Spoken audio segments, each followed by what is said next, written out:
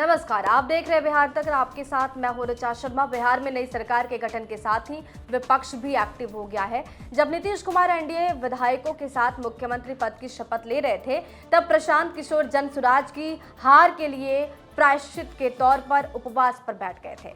अपने एक दिन के मौन उपवास के बारे में प्रशांत किशोर का कहना है कि ये कोई कार्यक्रम नहीं है, बल्कि आत्मिक प्रायश्चित है। चुनाव नतीजे आने के बाद प्रशांत किशोर ने प्रेस कॉन्फ्रेंस में एक ही दिन में अपनी मौन उपवास की घोषणा कर दी। बिहार में विपक्ष के नेता की भूमिका में तो तेजस्वी भी होंगे, लेकिन बाहर लगता है कि प्रशांत किशोर ही मैदान में बने रहना चाहते हैं। प्रेस कॉन्फ्रेंस में प्रशांत किशोर ने कहा था कि वो लोग विधानसभा में नहीं है, लेकिन बाहर से ही बिहार की जनता की आवाज बने रहने की कोशिश करेंगे। प्रशांत किशोर ने अपने मौन उपवास के लिए वही दिन चुना जब नीतीश कुमार को नए सिरे से मुख्यमंत्री पद की शपथ लेनी थी। जगह भी वही चुनी जहां से 3 साल पहले बिहार यात्रा की शुरुआत की थी। प्रशांत किशोर ने 2 अक्टूबर 2022 को पश्चिम चंपारण के भेतरवा के गांधी आश्रम से ही जनसुराज अभियान की शुरुआत की थी। लंबी बिहार यात्रा के बाद 2 अक्टूबर 2024 को जनसुराज पार्टी की स्थापना की थी। जनसुराज पार्टी ने पहले ही चुनाव में ध्यान खींचा था।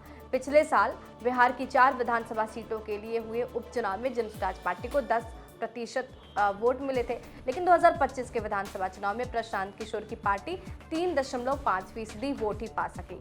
पूरे चुनाव से सीट तो एक भी नहीं मिली, लेकिन करीब 3 दर्जन विधानसभा सीटों पर जनसुराज पार्टी की हार जीत में भूमिका जरूर मानी गई। प्रशांत किशोर ने अपनी तरफ से दागी बताए गए नेताओं को मंत्री ना बनाए जाने की सलाह दी थी, लेकिन नीतीश कुमार ने सम्राट चौधरी, अशोक चौधरी, दिलीप जायसवाल और मंगल पांडे सभी को अपनी कैबिनेट में शामिल करके प्रशांत किशोर को अपनी तरफ से जवाब दे दिया। हो सकता है प्रशांत किशोर भी ऐसा ही मौका चाहते हो।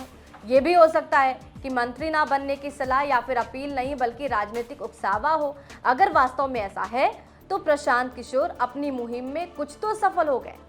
उनके निशाने पर आए नेताओं के मंत्री बन जाने के बाद तो प्रशांत किशोर को जनता के बीच और कोर्ट जाने का बहाना मिल गया। नतीजा कुछ भी निकले या फिर ना निकले, राजनीति का मौका तो मिलेगा ही। प्रशांत किशोर की रणनीति देखकर तो यही लगता है कि तेजस्वी यादव की मोर्चा संभालने से पहले ही वो मैदान में उतर गए हैं और कहीं भी शुरुआत करने वाले को फायदा तो ज्यादा ही होता है। एक तरफ मौन व्रत से प्रशांत किशोर ने अपनी मुहिम के नए चरण की शुरुआत कर दी, तो दूसरी तरफ तेजस्वी यादव लगता है कि अभी घर के झगड़े से भी नहीं उबर पाए। वैसे नीतीश कुमार के नेतृत्व में एनडीए की नई सरकार बनने पर तेजस्वी यादव ने बधाई की रस्म तो अदा कर दी। बधाई संदेश तेजस्वी ने लिख दिया कि आशा है नई सरकार जिम्मेदारीपूर्ण लोगों की आशाओं और अपेक्षाओं पर खरा उतरेगी और अपने वादों और घोषणाओं को भी पूरा करेगी। बिहार वासियों के जीवन में सकारात्मक और गुणात्मक परिवर्तन लाएगी। तेजस्वी ने ऐसा तो कह दिया, लेकिन तेजस्वी चुनाव के बाद बहुत एक्टिव नहीं दिखे। वहीं दूसरी तरफ प्रशांत किशोर ने देखिए एक नई शुरुआत कर दी है। बहरहाल आपको क्या लगता है, कौन किस पर भारी? कमेंट बॉक्स में जरूर लिखिएगा। बने रहिए हमारे साथ, देखते रहिए बिहार तक।